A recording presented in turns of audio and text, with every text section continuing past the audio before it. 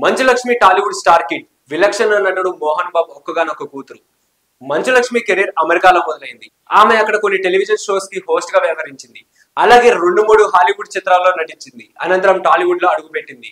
వస్తూనే O negative role చేసింది. K Raghavendra Rao కుమారుడు ప్రకాష్ తెరకెక్కించిన అనగనగా ఓ ధీరుడి చిత్రంలో మంచులక్ష్మి నెగిటివ్ రోల్ చేసింది. సిద్ధార్థ, శృతి హాసన్ జంటగా నటించిన ఈ జానపద కథా చిత్రం డిజాస్టర్ అయింది. మంచులక్ష్మి హీరోయిన్ గా కూడా ప్రయత్నాలు చేసింది. గుండెల్లో Godavari, Lakshmi bomb, దొంగాట, wife of Ram చిత్రాల్లో ఆమె హీరోయిన్ గా రోల్ చేసింది. అయితే ఒక్క చిత్రం కూడా బ్రేక్ ఇవ్వలేదు.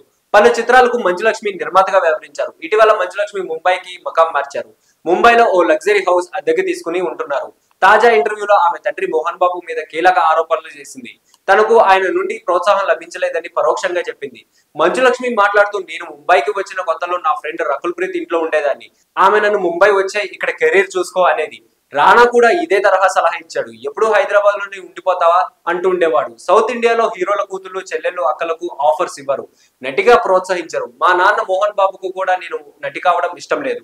నా తమ్ములకు ఈజీగా లభించింది. నేను కష్టపడి సాధించుకోవాల్సి వచ్చింది. నేను పితృస్వామ్య వ్యవస్థ బాధితురాల్ని. దేశం మొత్తం ఇదే ధోరణి ఉంది అన్నారు. బాలీవుడ్ లో హీరోల కూతుళ్ళు, సిస్టర్స్ హీరోయిన్స్ గా రాణిస్తున్నారు. సౌత్ లో ఈ వాతావరణం లేదని ఆమె వాపోయారు.